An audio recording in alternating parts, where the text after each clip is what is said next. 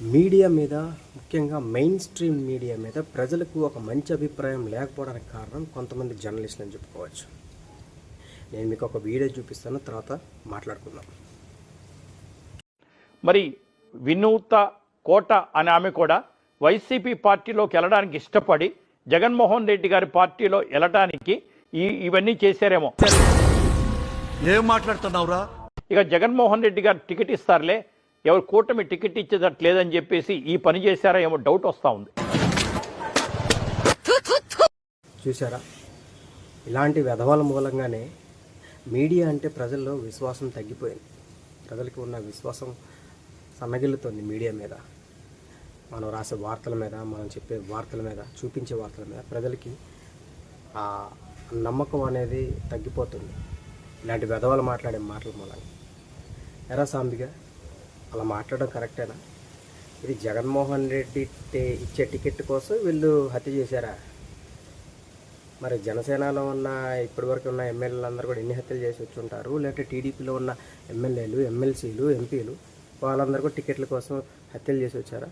అసలు మనం మాట్లాడేదానికి ఒక లాజిక్ ఉండాలి కదా. ఏమంటే సాంబ గారు, అసలు నువ్వు జర్నలిజం చేసావా? ఏనాడన్నా ఇదిగో ఇది నా జర్నలిజం సర్టిఫికేట్ అని చెప్పేసి చూపించావా?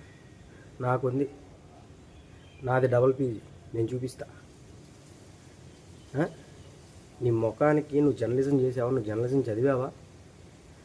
ఇలాంటి చెత్త మాటలు మాట్లాడొచ్చా? జగన్మోహన్ రెడ్డి టికెట్ ఇస్తాడు అని చెప్పేసి ఆశించి డ్రైవర్ని హత్య చేశారా? ఏం మాట్లాడుతారా బాబు? మాట్లాడడానికి పర్థం ఉండాలి, ప్రజలు నమ్మేలా ఉండాలి. మరే మనల్ని చూసి నోటుతో కాదు ఇంకో దాంతో నవ్వుతారని సిగ్గు శరం కొంచెం కూడా ఉండదు.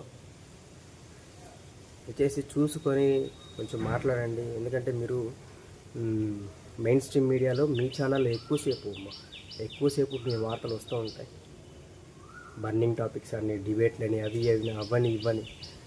మీలాంటి వాళ్ళ మూలంగానే మీ టీవీ ఛానల్స్ రేటింగ్స్ కూడా పడిపోతూ ఉంటాయి. కొంతవరకే అబద్ధాలు, అసత్యాలు ప్రచారం చేస్తే కొంతవరకే సస్టైన్ అవుతాం మనం. లాంగ్ రన్లో సస్టైన్ అవ్వలేం మనం, అది గ్రహించండి. ఇలాంటి వాళ్ళ మూలంగా 2019లో టీడీపీ పార్టీ సంకనాకింది. మళ్ళీ ఇలాంటి చెత్త కబుర్లు, చెత్త న్యూస్ నువ్వు టెలికాస్ట్ చేసావంటే ఎక్కడికో వెళ్ళిపోద్ది. చంద్రబాబు నాయుడు గారు కానీ తెలుగుదేశం పార్టీ వాళ్ళు కూడా గ్రహించాలి. మరీ ఇంత దారుణమా? చెత్త మాటలు, చెత్త ఆరోపణలు. కనీసం ఆ కుటుంబం ఏదైతే ఉందో, నష్టపోయిన కుటుంబానికి కనీసం వాళ్ళకి సింపతి అని చూపించాలి. మనం మాట్లాడే మాటలో కొంచెమైనా నిజం ఉండాలి. సాంబడం, నువ్వు నీ మాటలు గలీజ్ మాటలు, నోరు తెరిసే పచ్చిబూతులు, హైదరాబాద్లోని ఏదో స్కాములు. ముందు మనం క్లీన్ చేసుకుంటే ఎదుటి వాళ్ళ మీద నిందలు వేయచ్చు. చూసుకొని మాట్లాడు సాంబా.